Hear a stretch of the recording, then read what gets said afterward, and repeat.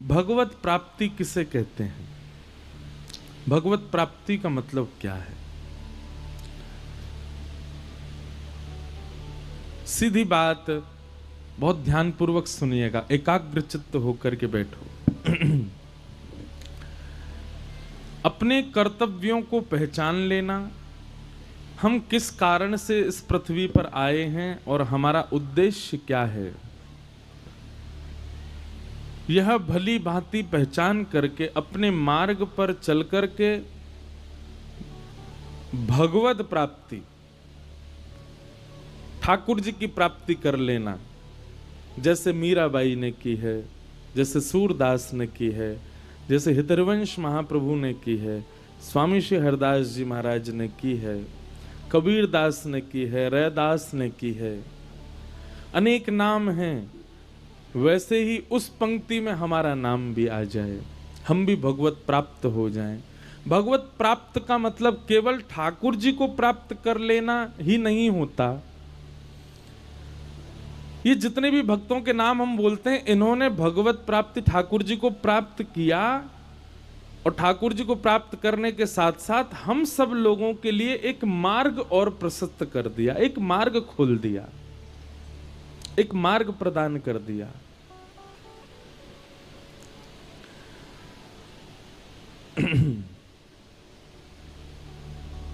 भगवत प्राप्ति करना, साथ ही समाज को एक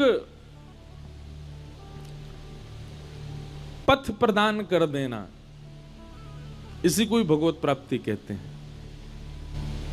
जैसे हमारे वृंदावन के संत, वृंदावन के ब्रजवासी सब भगवत प्राप्त हैं, पर भगवत प्राप्त होने के बाद भी आप सबको मार्ग दिखा रहे हैं, मार्ग बता रहे हैं, एक मार्ग प्रशस्त करते जा रहे हैं,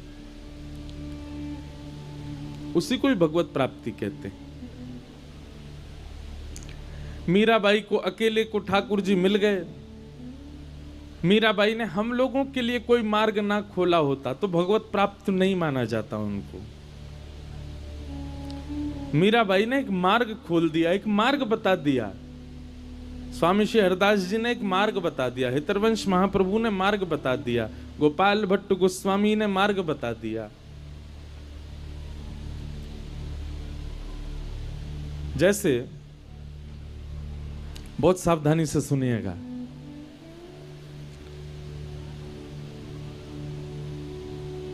जंगल में जहां पर बहुत बीहड़ झाड़ियां होती हैं, कोई व्यक्ति उधर से जाए और आगे जाकर के उसको कोई पोखर, तालाब या बहुत सुंदर स्थान मिल जाए, तो वो व्यक्ति क्या करता है, बीच के उस मार्ग को, प्राचीन काल में होता था, अब तो नहीं होता, उस मार्ग को कुछ पगडंडी जैसी बना देता था ताकि और लोगों को भी वो सुख मिले। इसी को ही भगवत प्राप्ति कहते हैं। यही सीधा अर्थ है भगवत प्राप्ति का। हमें जिस भांति ठाकुर जी के संदर्शन हुए, वो भांति, वो प्रकार, वो पथ हम दूसरों के लिए प्रशस्त कर दें, इसी को भगवत प्राप्ति कहते हैं। आप कहेंगे तो फिर प्रथम व्यक्ति जो भगवत प्राप्ति कर रहा है उसके लिए क्या साधन है? उसके लिए साधन भागवत है। बस भागवत साधन तो सबके लिए है। भागवत साधन के बिना आप भगवत प्राप्ति नहीं कर पाओगे। जिसने भी ठाकुर जी को पाया, श्रीमद् भागवत के आश्रय को लेकर के पाया, तो ठाकुर जी की प्राप्ति करना, ठाकुर जी की प्राप्ति के लिए स्वयं का सुंदर निर्माण करना, और स्वयं के सुंदर निर्माण के साथ साथ दूसरों को प्रेरणा देना, ये तीन सूत्र हैं भगवत प्राप्ति के। अपना निर्माण, दूसरों को पथ, और आपको भगवत प्राप्ति, ठाकुर जी की प्राप्ति। जग की सेवा खोज अपनी, प्रीत हरि से कीजिए, जिंदगी का राज है यह जान कर जी लीजिए, जिंदगानी का खिला मधुवन किसी का है दिया, मैं नहीं मेरा नहीं यह तन किसी का है दिया। 3 बातें। जग की सेवा खोज अपनी प्रीत हरि से कीजिए, यही है भगवत प्राप्ति। और इसमें हम सुदृढ़ कैसे होंगे वो भागवत जी बताती हैं कैसे होना है। फिर किन्हीं का भाव है कि वे राधा वल्लभ संप्रदाय से दीक्षित हैं, पर उनके चित्त में सदा राधा रमण जी का स्मरण रहता है, तो क्या ये कोई अपराध है?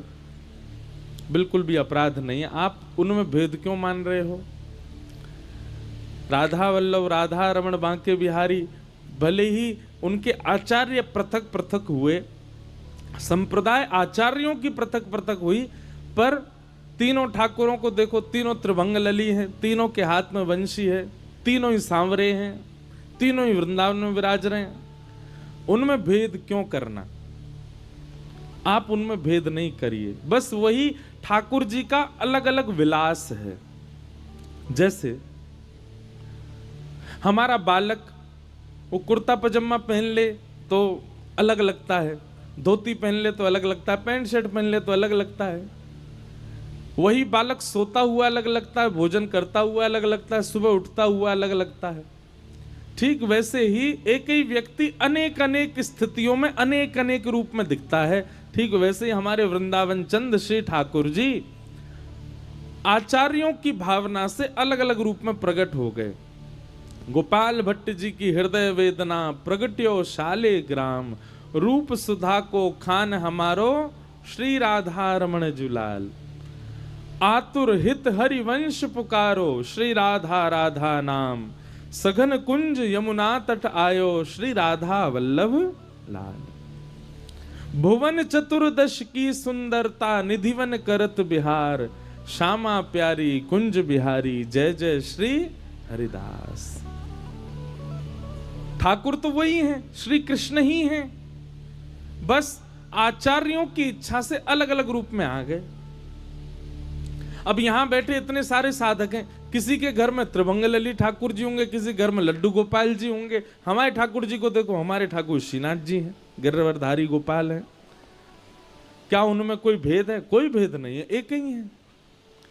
इसलिए आप यदि राधा वल्लभ संप्रदाय से और आपके चित्त में श्री राधा रमण जी का यदि भाव बना रहता है तो आपको इसमें कोई चिंतित होने वाली बात नहीं है। माथे पर राधा वल्लभ, हृदय में राधा रमण और नेत्रों में बिहारी जी, तीनों को धारण करो। हैं? तिलक श्री राधा वल्लभ जी को है, हृदय में राधा रमण जी हैं, और दर्शन कौन को कर रहे हैं? बोले बिहारी जी को कर रहे हैं। तीनों उनको एक साथ विचार, तो इसलिए कोई चिंता की बात नहीं। फिर आपने दूसरा भाव रखा है कि आप दोपहर में मिलने आए थे हमसे, तब हमने आपसे कहा था कि आप रोइए मत, ठाकुर जी को पीड़ा होती है। फिर आपका ये भाव था कि महाराज जी हम तो चाहते हैं कि हमारे चित्त में विरह हो, हम तड़पें वृंदावन के लिए, ठाकुर जी के लिए भावुक रहें उनकी याद में। तो क्या ये गलत है कि हम रोते हैं? हम देखो एक बात आपसे हाथ जोड़ के निवेदन करें, भोजन रुदन यह एकांत की वस्तु है, सबके सामने नहीं करना है। भोजन भी सबके सामने नहीं करना चाहिए, एकांत में करना चाहिए। ऐसे ही प्रेम आतुर होकर के जब नीर नेत्रों में आते हों, वो भी एकांत में हो, कोई ना हो आसपास आपके और आपके नेत्र सजल हो। हमको आप देखें, हम कथा में कई बार करुण प्रसंग तो इसीलिए नहीं बोलते कि फिर रुका नहीं जाएगा। कई बार अब जैसे ठाकुर जी के मथुरा गमन की लीला है, कल देखना कथा में आएगी, हम झटपट भागेंगे वहां से, वो कह ही नहीं पाता मैं क्यों, क्योंकि कहने लगा तो स्थिति बिगड़ जाती है। रुदन जो है ये व्याकुलता, विरहता, ये प्रेम को पुष्ट करती है, पर एकांत में। सबके सामने नहीं, ठाकुर जी के सामने भी नहीं। हम तो ये बात कहते हैं सब लोगों से, ठाकुर जी के आगे भी रोना नहीं चाहिए। अरे भाई, जिनके आगे रोना चाहिए उनके आगे नहीं रोते। किसके आगे रो? संसार के आगे रो, समाज के आगे रो, विषयों के आगे रो, उनके आगे रुदन नहीं होता हमसे। और ठाकुर जी प्रेम स्वरूप ठाकुर जी, आनंद स्वरूप ठाकुर जी, उनके आगे हम क्यों रो रहे हैं? इसलिए जब भी ठाकुर जी के सामने जाओ, प्रसन्न मुद्रा में जाओ, चाहे आप कितनी पीड़ा में हो, कितने आर्त में हो, कितने कष्ट में हो, कितनी व्याकुलता में हो, कोई फर्क नहीं पड़ता। ठाकुर जी के आगे तो हंसते खेलते हुए जाओ। इसके पीछे कारण बताएं भाई। जिसको देखो ठाकुर जी के आगे रोवे ही आवे। अगर 1 लाख लोग मंदिर में खड़े हैं तो 1 लाख लोग सब रो रहे हैं। भले जरूरी नहीं है सबके आंसू निकले, पर सब रो ही रहे हैं। कोई कह रहा ठाकुर जी मेरी जॉब लगवा दो, कोई कह रहा ठाकुर जी मेरे एग्जाम पास करा दो, कोई कह रहा मेरा ब्याह करा दो, कोई कह रहा है मेरे माता जी को ठीक कर दो, कोई कह रहा मेरे बालक न है रे बालक करा दो, कोई कह रहा मकान नहीं बनना मकान बनवा दो, कोई कह रहा पल्ली गली वारी तो मेरा ब्याह करा दो। उसके पिताजी नहीं मानने, बिहारी जी आप कुछ करो। इतने लोग रोने जाते हैं ठाकुर जी के आगे और हम भी रोवे चले गए। भैया, आप लोग कभी कभी वृंदावन जाते हैं तो जब हम अपने प्रेमी के पास जाते हैं तो प्रेम का एक स्वरूप होता है, प्रेम का एक स्वभाव होता है कि जब हम अपने प्रेमी के पास जाते हैं तो सच्चा प्रेम यदि होगा तो आप अपने दुख को छुपा करके जाते हो। जैसे मां, अगर मां ने भोजन नहीं किया, वो एक तिथि आती है ना करवा चौथ के बाद, अहोई अष्टमी, उस दिन माता जी भोजन नहीं करती। किसके लिए भोजन नहीं करती? पुत्र के लिए नहीं करती। क्या भूख नहीं लगती? उनको लगती है, लेकिन प्रेम इतना ज्यादा चरम स्थिति में होता है, जब तक तारे नहीं दिख जाते तब तक मां भूखी रहती है। उसका बालक 1-2 बार पूछो, मां तू ठीक है ना? हाँ बिल्कुल ठीक हूं, कोई दिक्कत नहीं। जहां प्रेम में रो रो करके बताया जाता हो ये पीड़ा ये पीड़ा ये पीड़ा, समझो प्रेम आपका कुछ % कम है। प्रेम में तो अपनी दिक्कतें, अपनी तकलीफें, अपने स्वभाव को, अपने आर्त को छुपाया जाता है। वहां बताया थोड़ी जाता है कि हम कितनी परेशानी में हैं। और जो प्रेमी अपनी परेशानियां बता देता हो, समझो उसके प्रेम में कुछ कमी तो है। प्रेम में तो प्रेमी परेशानी भोग लेता है लेकिन अपने प्रेमी को पता तक नहीं चलने देता, खबर तक नहीं पड़ने देता कि वो परेशानी में है। हम भी अपने ठाकुर जी से कभी कभी मिलने जाते हैं तो जब जब मिलने जाएं, रोने क्यों जाएं? हाँ, बिहारी जी के मंदिर की दहली तक रो लो, लेकिन दहली में प्रवेश करते ही नेत्र पहुंचो, प्रसन्न मुद्रा में आ जाओ। महाराज ऐसे नाचते कूदते भय जाओ ठाकुर जी के आगे, अत्यंत प्रसन्न भाव में देखो। ठाकुर जी आपको देख करके कहें आहा आ गया, कितना प्रसन्न भाव में आया है। अच्छा, एक बात दूसरी, कोई व्यक्ति रोज आपसे मिलने आता है पर जब आता तब रोता ही हुआ आता है, परेशान हो जाओगे आप भी उससे। अगले दिन से घर के सदस्यों को बोलोगे, बोलो वो आए तो उसको बोल देना है हुई नहीं मैं घर पे, फिर रोएगा यहाँ पे आके मेरा ये हो गया ये हो गया ये हो गया। पर कोई व्यक्ति रोज आता है और बड़ी प्रसन्न मुद्रा में आता है, और आता है स्वयं तो प्रसन्न नहीं रहता, आपको भी प्रसन्न कर जाता है। उससे मिलने के लिए तो आप भी प्रतीक्षा करोगे, वो विलंब से भी आए तो आप व्याकुल हो जाओ, आया क्यों नहीं अभी तक। ठाकुर जी के सामने जाओ तो ऐसे बन के जाओ कि ठाकुर जी व्याकुल रहें, कब आएगा मिलने के लिए। भैया, कष्ट केवल आपके जीवन में नहीं है, संसार में हर व्यक्ति कष्ट में है। हर व्यक्ति के, कोई तन दुखी, कोई मन दुखी, कोई धन बिन रहत उदास, थोड़े थोड़े सब दुखी, सुखी राम के दास। सब दुखी हैं संसार में।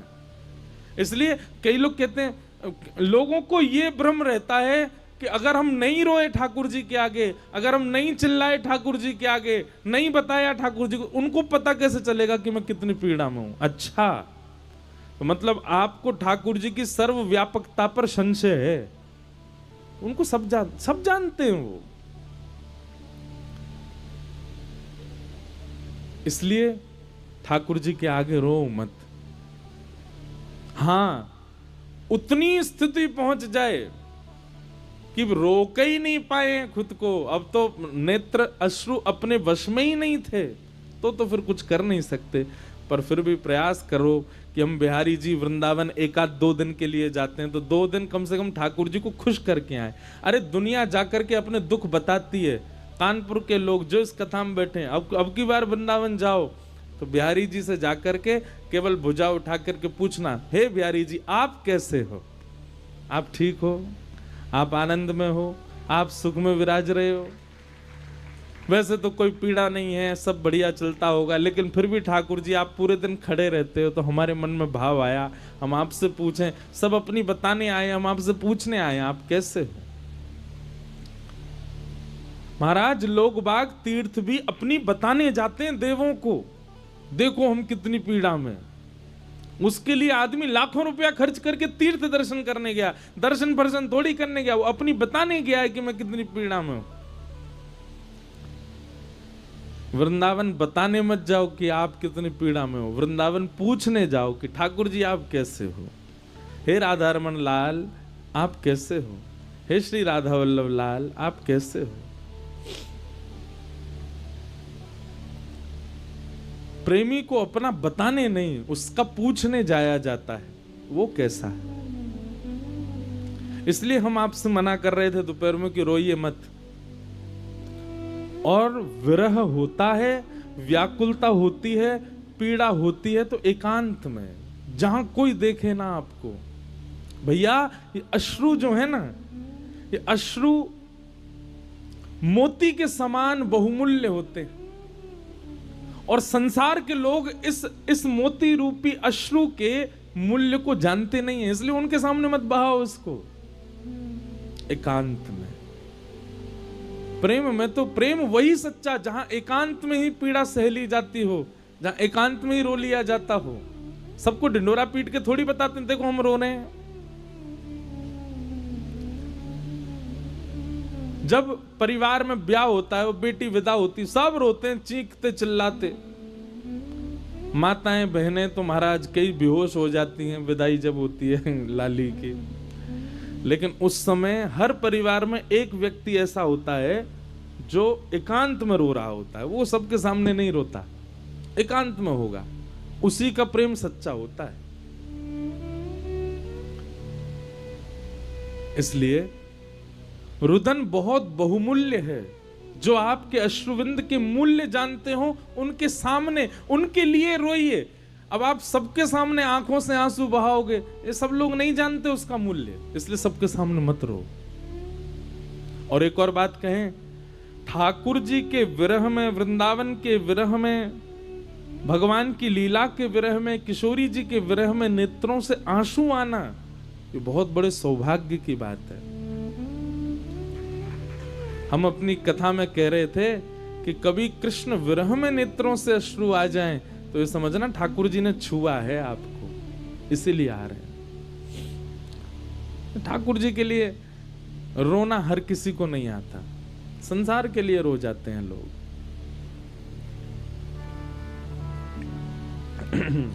तो ये बात है।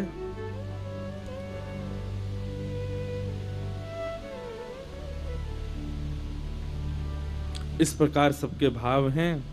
किसी ने देवकी नंदन कृष्ण, नंद नंदन कृष्ण के विषय में पूछा, वो हम अब कथा में आपको सुनाएंगे।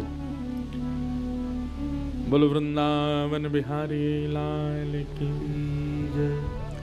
नंदस्त्वात्मज उत्पन्ने जाता ह्लादो महामना, आहूय विप्रान् वेदज्ञान स्नातः सुचिरलंकृतः, वाचयित्वा स्वस्तेनं जातकर्मात्मजस्य वै, कारयामास विधिवत् पितृदेवार्चनम्।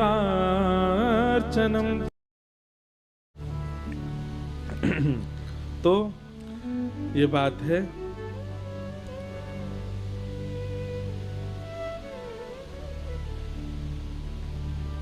इस प्रकार सबके भाव हैं। किसी ने देवकी नंदन कृष्ण नंद नंदन कृष्ण के विषय में पूछा, वो हम अब कथा में आपको सुनाएंगे। बोलो वृंदावन बिहारी लाल की जय। नंदस्त्वात्मज उत्पन्ने जाता ह्लादो महामना, आहूय विप्रान् वेदज्ञान स्नातः सुचिरलंकृतः, वाचयित्वा स्वस्तेनं जातकर्मात्मजस्य वै, कारयामास विधिवत् पितृदेवार्चनं तथा। नंद जी के घर लाला भयो है भैया, और सबरे ब्रजवासी इतनो आनंद में भर गए, सबरे नाच रहे हैं, गा रहे हैं, उत्सव मना रहे हैं, बधाई दे रहे हैं, भैया बधाई हो, नंद जी के लाला भयो है। नंद बाबा भी अति आनंद में भर रहे हैं, फूले नहीं समा रहे हैं। ऐसो वर्णन करें भैया, बहुत ध्यान से सुनियो। पूरे ब्रजमंडल को इतनो सुख मिल रहा है जितनो सुख अकेले नंद बाबा को है, सबन को उतनो ही सुख। हमारी बहुत बात ध्यान से सुनियो भैया, सब रे इतकू देखो। ब्रजभाषा में कथा होने दो आज की। इतकू मतलब समझो, इतकू इतकू मतलब इधर देखो। ये ब्रजभाषा का शब्द है। हम हिंदी में कहते हैं इधर देखो, ब्रजभाषा में कहते हैं इतकू देखो। ब्रजभाषा इतनी प्यारी क्यों है पता है? ठाकुर जी की भाषा है ना, लाल जी बोलते हैं। तो सबको उतना सुख मिल रहा है। अब देखो संसार की बात ऐसी है कि भैया कोई के घर लाला भयो, कोई के घर पुत्र भयो, उसको प्रसन्नता जितनी होती उतनी प्रसन्नता सबको नहीं होती। सब भले ही उसको बधाई देते हैं, शुभकामना देते हैं, वाह भैया तुमको बड़ी शुभकामना, तुम्हारे घर लाला हुआ। पर जितना सुख में पिता होता है, जिसके यहां पुत्र हुआ है, उतने सुख में सब हो जाए ये संभव नहीं। स्थिति ये हो गई कि महाराज जैसे ही ब्रजमंडल में सबको पता चलती है कि नंद जी के घर लाला भयो है, तो जैसे उछल गए थे नंद बाबा, वैसे ही सारे ब्रजवासी उछलन लगे। सबके नेत्र सजल हो गए, प्रसन्न हो गए, सब आनंद में भर करके सब अपने हृदय पर हाथ रख के कहने लगे, जय हो विधाता तेरी जय हो, तेने बड़ी कृपा करी, हमारे ब्रजमंडल में लाला भेजो।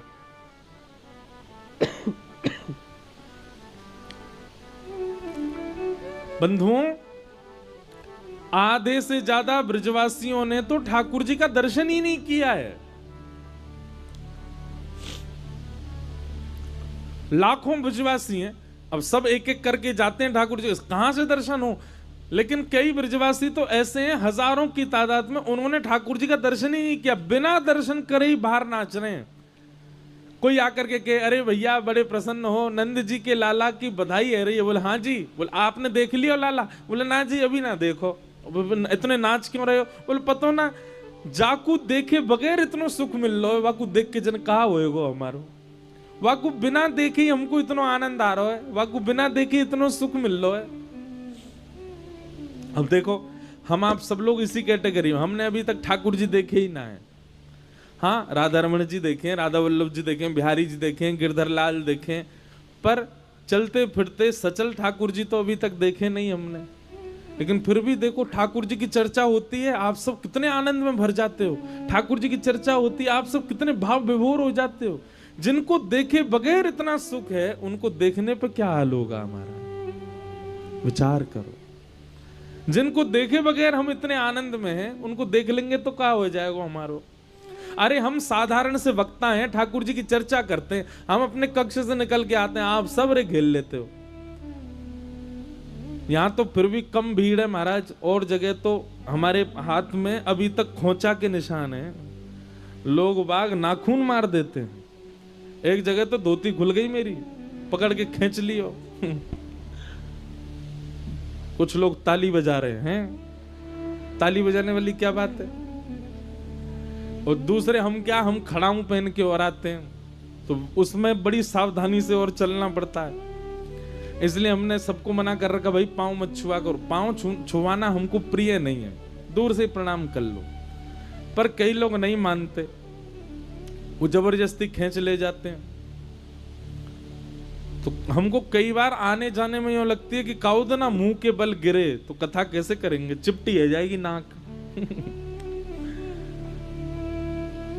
आप सबसे मिलने का हमारा भी मन करता, पर इतनी संख्या में यहाँ तो बहुत शांति है, फिर भी अभी तो और जगह देख लोगे आप तो यूं सोचोगे महाराज जी अभी पंजाब जलंधर में थे हम, बस ये समझ लो हमारी धोती खिंच गई, बगलबंदी खिंच गई, पटका खिंच गो। कई बार तो हम मंच से उतर के गाड़ी तक गए, पटका मिला ही नहीं, कोई ले गया बीच में ही।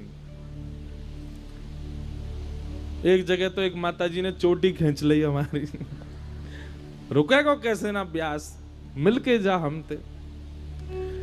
तो हम तो सामान्य से वक्ता हैं, ठाकुर जी की लीला कथा सुनाते हैं, आप हमको देख के इतने प्रसन्न हो जाते हो। जिनकी लीला हम सुना रहे हैं कभी वे आ गए तो क्या होगा।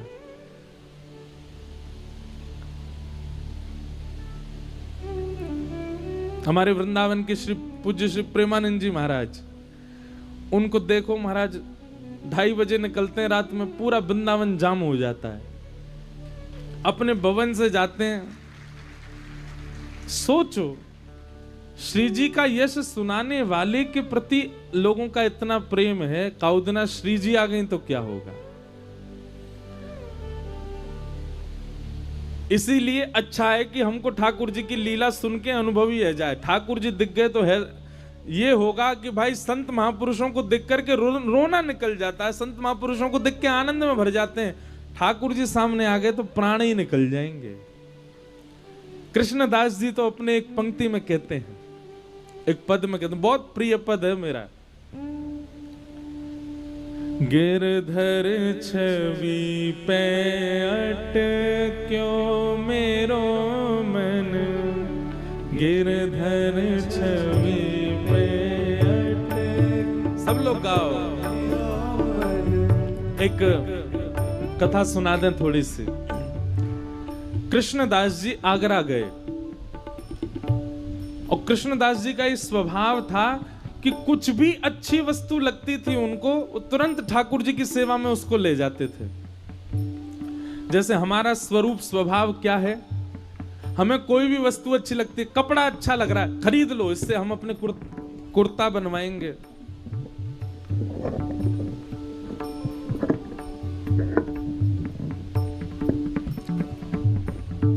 कपड़ा बढ़िया लगा खरीद ले गए, झालर बढ़िया लगी घर में लगा देंगे, कोई सब्जी बढ़िया लगी घर ले जाके बना के स्वयं पालेंगे। हमको जो भी चीज अच्छी लगती है हमारे लिए अच्छी लगती है। पर कृष्णदास जी का स्वरूप स्वभाव कैसा, उनको कोई भी चीज भाती है ना, वो तुरंत सोचते हैं तो ठाकुर जी के लेके चलूं, कुछ भी अच्छा लग जाए उनको बस। अरे कहां तक कहें, कोई सुंदर बालक भी दिख जाए तो उससे कहें, अरे तू इतना सुंदर है, कहां करेगो संसार में रह के, चल हमारे ठाकुर जी के सामने सज धज के आ जाए करियो, तो देख के लाल जी प्रसन्न हो जाए करेंगे। ऐसे थे।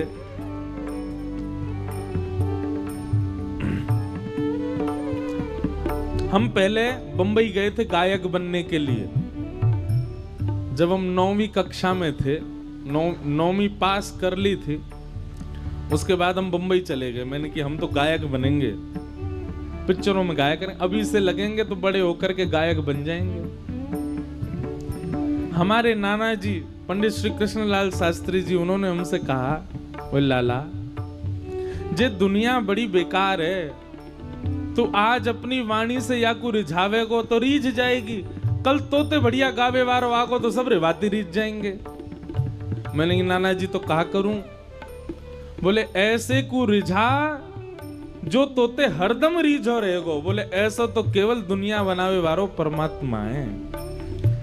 तो को गरो दियो ठाकुर जी ने, तेरे पास स्वर दियो ठाकुर जी ने, तो वाह स्वर ते कथा गाना, अपने पिताजी की व्यासपीठ संभालना। हमारे नाना जी ने हमको फिर इस मार्ग में लगा दिया। पूज्य गुरुदेव भगवान पिताजी महाराज की कृपा से आज कथा सुना रहे।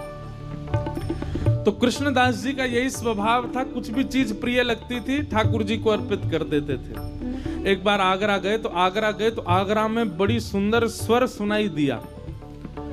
पीछे पीछे गली मोहल्ले कूचों में जाकर के देखा कौन गा रहा है, तभी देखा कि महाराज 20-25 लोग मसनद लगाए बैठे हैं चारों ओर, और बीच में एक सुंदर सी अप्सरा नगर वैश्या वो गा रही थी। और लोग बाग उस पर धन लुटा रहे हैं। आहा वाह क्या गा रही हो।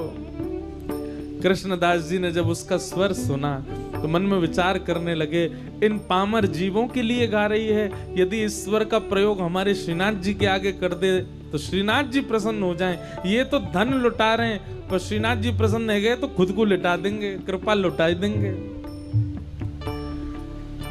कृष्णदास जी बोले, लेकिन इसको लेके कैसे जाऊं, ये तो वैश्या है, इसकी स्वयं की आसक्ति है इन प्रेमियों में।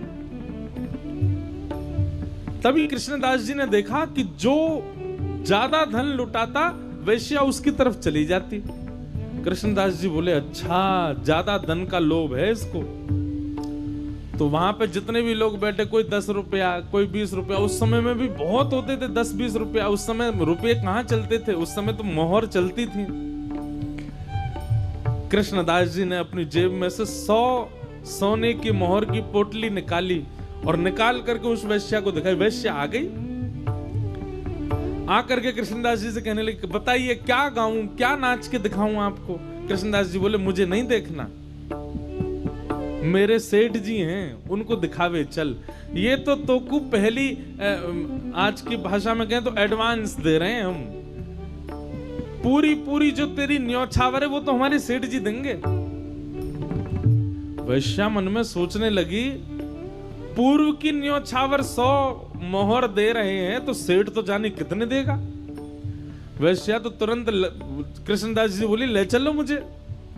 कृष्णदास जी ने ये नहीं बताया सेठ जी कौन है। चलो, रथ में बैठ करके महाराज गिरिराज जी लेकर के आए। गोवर्धन में ऊपर हवेली में ले जाकर के खड़ा कर दिया, जहां पर श्रीनाथ जी विराजते। कपाट लगे थे, अभी भी उसको नहीं पता कि कौन सेठ है।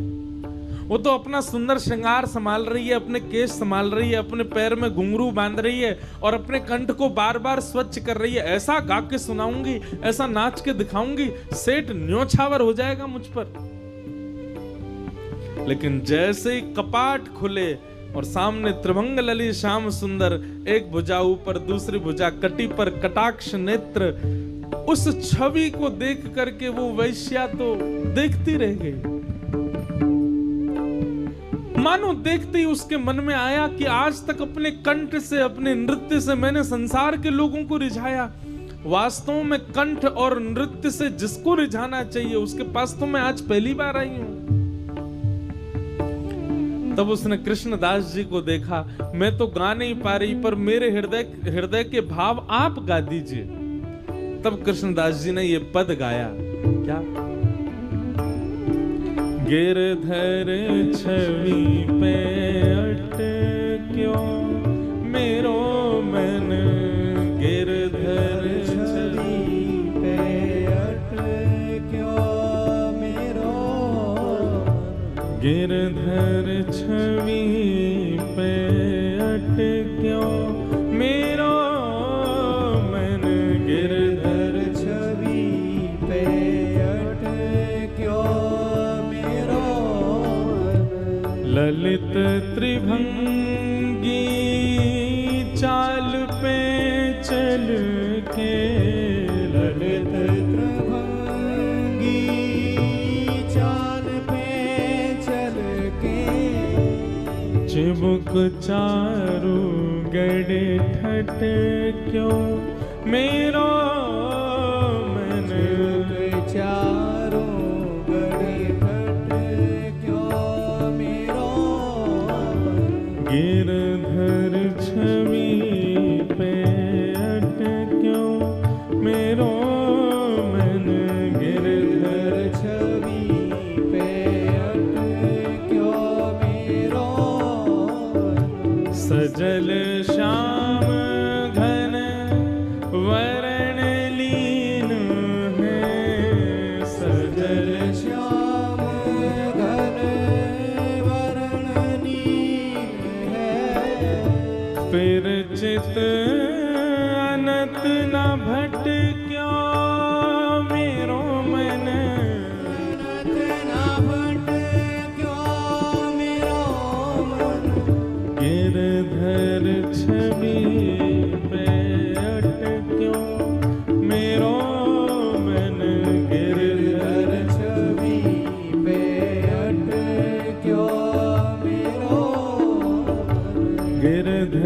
छवि पे अटक्यो मेरा मन, गिरधर छवि पे अटक्यो।